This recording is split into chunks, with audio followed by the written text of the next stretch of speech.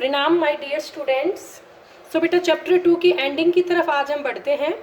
ये टॉपिक मैं आपको पहले डिस्कस करवा चुकी हूँ जूम क्लास पे, हाव भाव प्रिंसिपल। फिर भी एक बार दोबारा से देख लो, किसी बच्चे का कोई भी डाउट हो तो यहाँ पे आप समझ ले। हाव भाव प्रिंसिपल का मतलब है building up of orbitals, building up of orbitals. ठीक है, इसका मतलब यहाँ पर अरेंजमेंट करते हैं डिफरेंट ऑर्बिटल्स का, arrangement of different orbitals on the basis of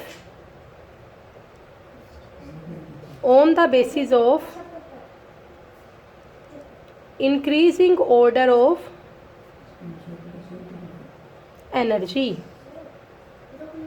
arrangement of different orbitals on the basis of increasing order of energy।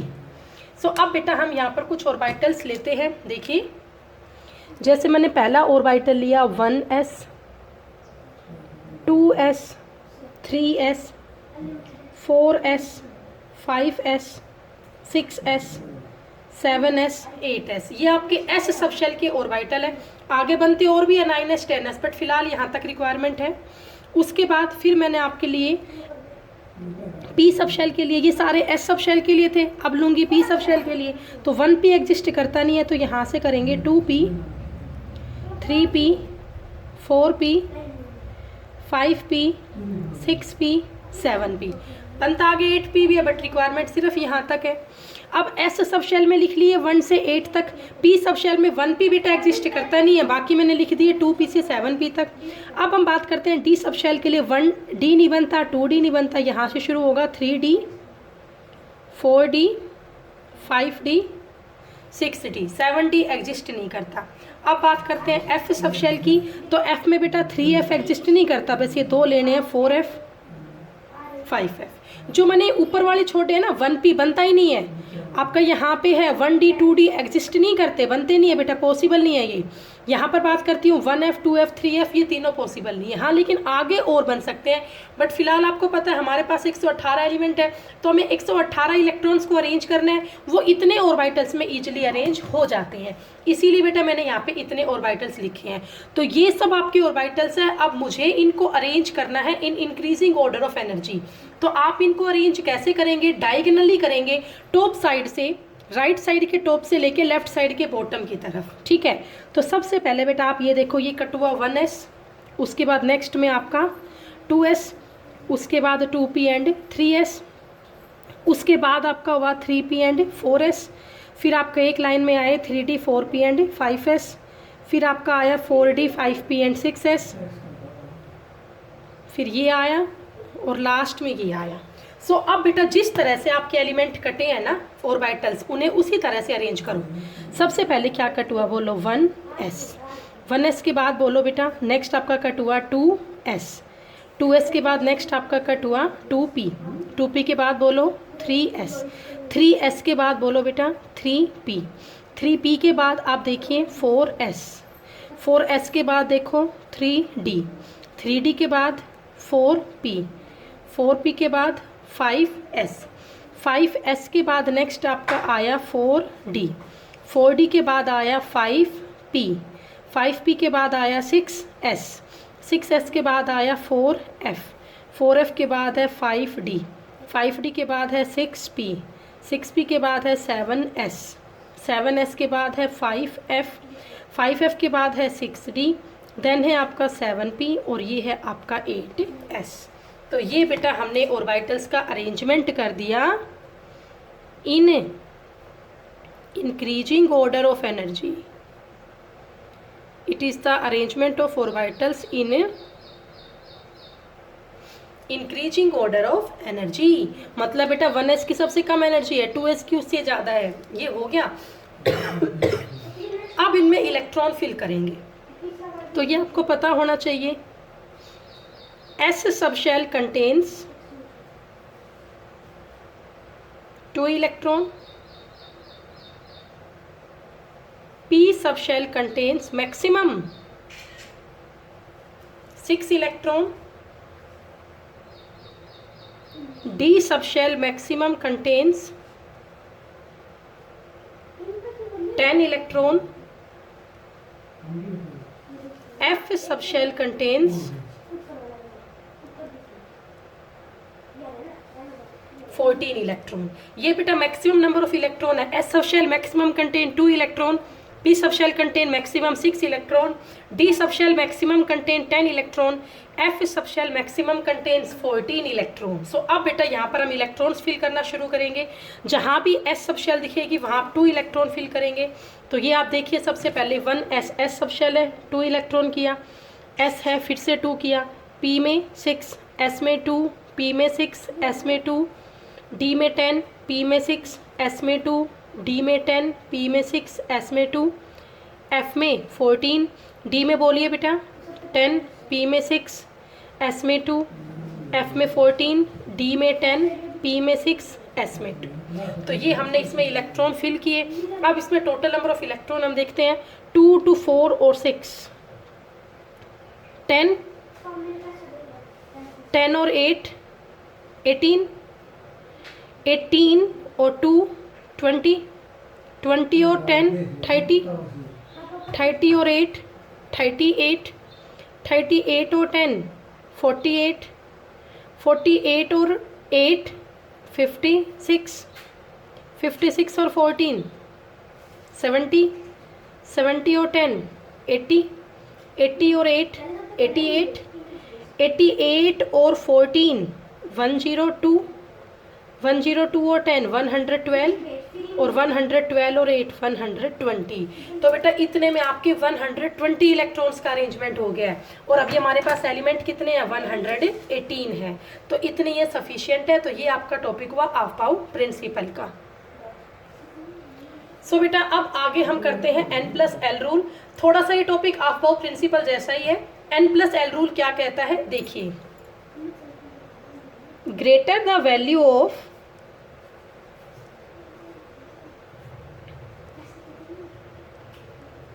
greater the value of n+l,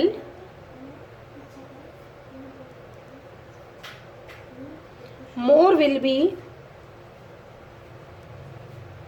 the energy of orbitals। बेटा जितनी किसी orbital की n+l की value ज़्यादा होगी उतनी इस orbital की एनर्जी भी ज़्यादा होगी। आप इसको समझिए आप एग्जाम्पल से। जैसे मान लीजिए मैंने ये लिखा बेटा 2p एंड 2s। आपको ये बताना है इन दोनों में से किसकी एनर्जी ज़्यादा है, which one has higher energy. तो आप कैसे करेंगे वो देखिए। सबसे पहले मैंने यहाँ पे लिया 2p।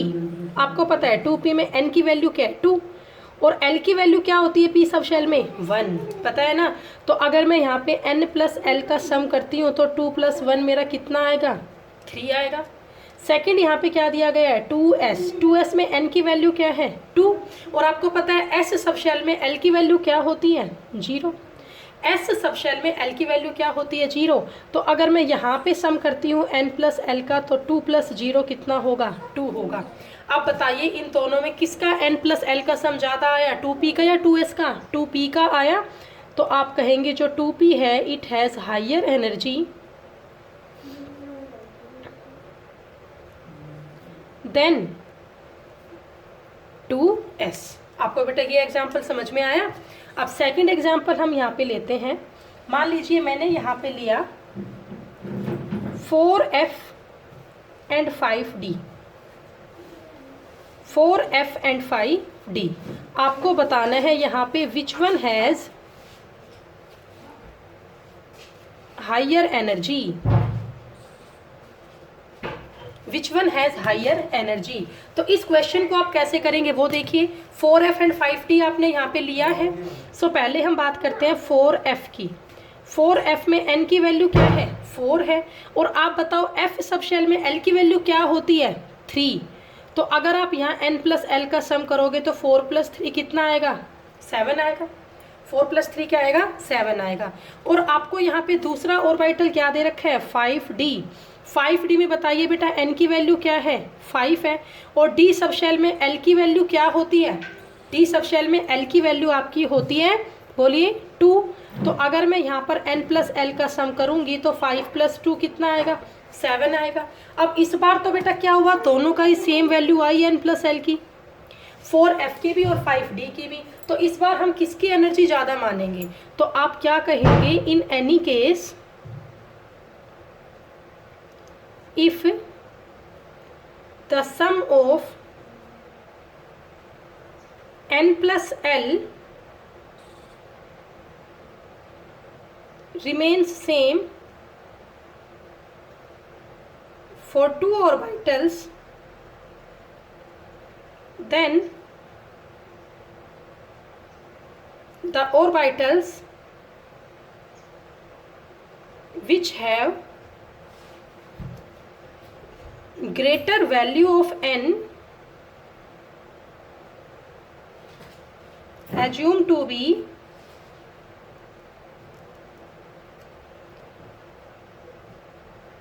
higher energy orbital। तो अब आप बताओ बेटा, इन दोनों में से किस में n की वैल्यू ज़्यादा है, यहाँ पे n की वैल्यू है 4 और यहाँ पे n की वैल्यू है 5, तो किसकी वैल्यू ज़्यादा है n की, 5d की। तो आप क्या कहेंगे, जो 5d है इसकी एनर्जी ज़्यादा है एज कंपेयर टू 4f। तो ये आपका हुआ बेटा n प्लस एल रूल। सो अब बेटा हमारा यहाँ पर टॉपिक है इलेक्ट्रॉनिक कॉन्फ़िगरेशन का। What is the meaning of electronic configuration, arrangement of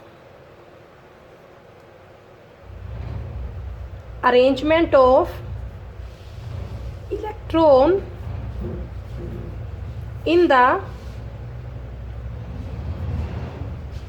various subshell, arrangement of electron in the various subshell for an atom or element। बेटा किसी भी एक एटम में या एलिमेंट में हम कैसे अरेंजमेंट करते हैं इलेक्ट्रॉन का अलग अलग सबशेल में, उसे हम बोलते हैं इलेक्ट्रॉनिक कॉन्फ़िगरेशन, उसे हम बोलते हैं इलेक्ट्रॉनिक कॉन्फ़िगरेशन। तो जो इलेक्ट्रॉनिक कॉन्फ़िगरेशन आपकी होती है, इसमें सभी एलिमेंट्स की लिखनी है, ठीक है। Arrangement of electrons in the various subshell for an atom और ऑर्बिटल्स। तो बेटा इससे पहले ना आपको ये पता होना चाहिए नोबल गैस कॉन्फ़िगरेशन क्या होती है, या नोबल गैसेस कौन कौन सी होती है, पता है आपको? Helium, neon, argon, krypton, xenon, radon. कौन कौन सी होती है बेटा, बोलिए? Helium, neon, argon, krypton, xenon और radon. Helium, neon, argon, krypton, xenon and radon, ठीक है। अब बेटा यहाँ पर आप देखिए, जो हीलियम है इसका एटॉमिक नंबर होता है 2, नियोन का होता है 10, आर्गन का होता है 18, क्रिप्टॉन का होता है 36, जीनॉन का होता है 54 और इसका होता है 86। इन सब की जो कॉन्फ़िगरेशन है बेटा वो नोबल गैस कॉन्फ़िगरेशन है।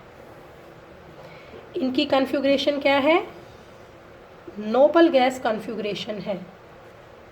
Helium, neon, argon, krypton, xenon और रेडोन। अब हमें इनकी हेल्प से एलिमेंट जो है ना उनकी कॉन्फ़िगरेशन लिखनी है। तो करें शुरू।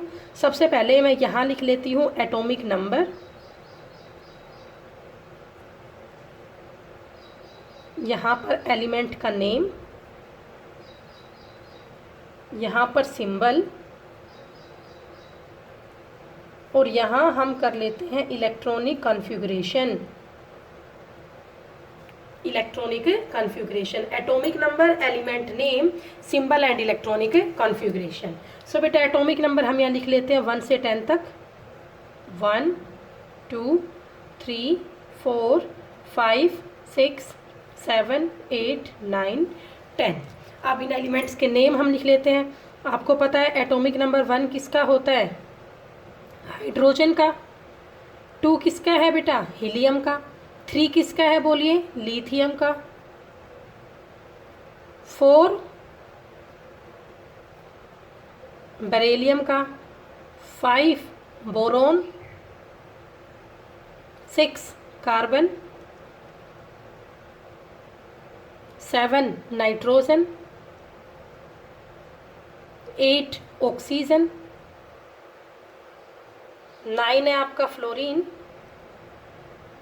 और 10 है आपका नियोन।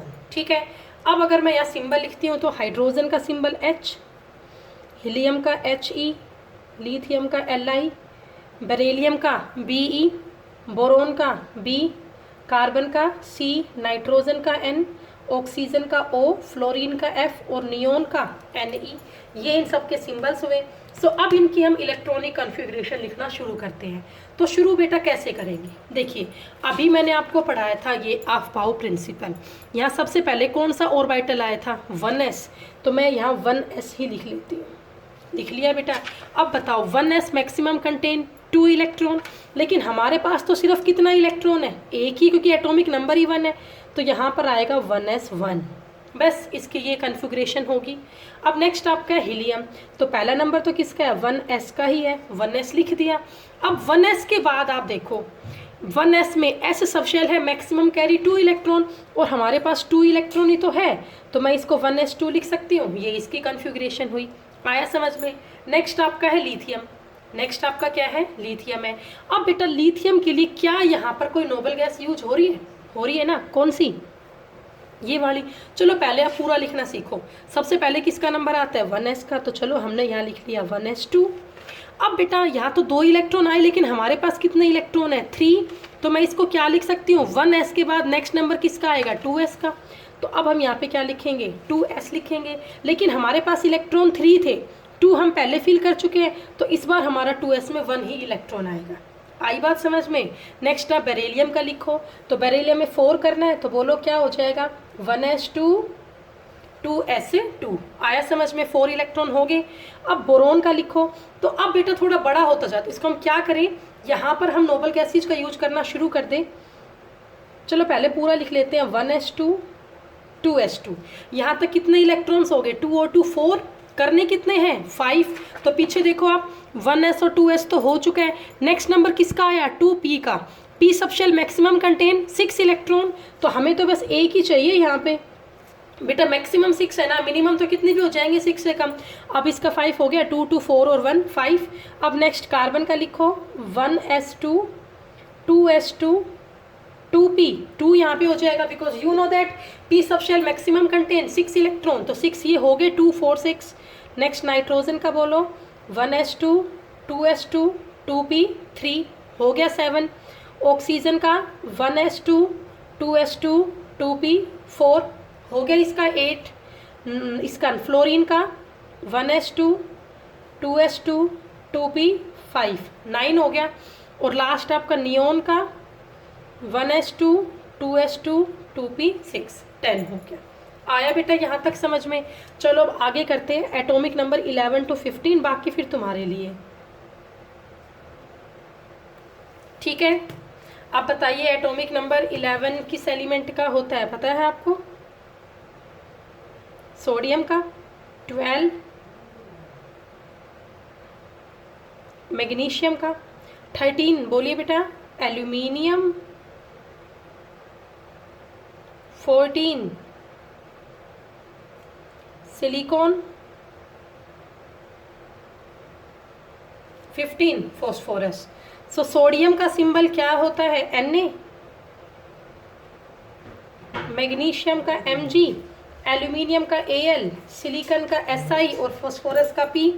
अब इन सब के लिए बेटा हम क्या करेंगे, यहाँ तक का बार बार नहीं लिखेंगे, 1s2 2s2 2p6, यहाँ तक नोबल गैस नियोन हमारी अचीव हो चुकी है, तो बस इन सब में हम यहाँ पे ये लिख देंगे नियोन, मतलब 10 तो सभी के हो चुके हैं, ठीक है। ये शॉर्ट फॉर्म में लिखते हैं ऐसे हम, नियोन तक हो चुके हैं 1s2 2s2, तो यहाँ देखिए 10 तक ये हो चुका, 1s2 2s2 2p6 2 4 और 6 10 हो चुका। तो अब नेक्स्ट नंबर किसका आएगा, 3s का आएगा। अब 10 तो ये हो चुके, 3s में एक इलेक्ट्रॉन ऐड होगा, हो गया 11। अब इसके 12 करने हैं तो 3s में 2 इलेक्ट्रॉन ऐड होंगे, हो गया 12। अब इसके 13 करने हैं, नियोन में 10 है, नेक्स्ट ये कर दिया 3s2 10 और 2 12 हो गया, ये तो 12 ही हुआ, करना 13 है, तो 3s के बाद नेक्स्ट आपका क्या आता है 3p। तो अब यहाँ पर हम ये करेंगे 3p 1 आएगा ना, हो गया 13, 10 12 और 1 13। अब इसमें क्या करोगे 12 और यहाँ पे p में 2 कर दूँ 14, 3s2 3p3, 3 और 2 कितने हो गए 5, हो गया 15। सो इस तरह से बेटा आपको अरेंजमेंट करना है। अब आपका होमवर्क क्या है, आप इलेक्ट्रॉनिक कॉन्फ़िगरेशन लिखो 16 से 30 तक, ऐसे ही आपको लिखना है। ओके, और लिखने के बाद मेरे पास इसको शेयर करें, फिर बाकी जो टॉपिक आपका बचा है वो कल इस चैप्टर को हम कंप्लीट कर देंगे। Thank you so much.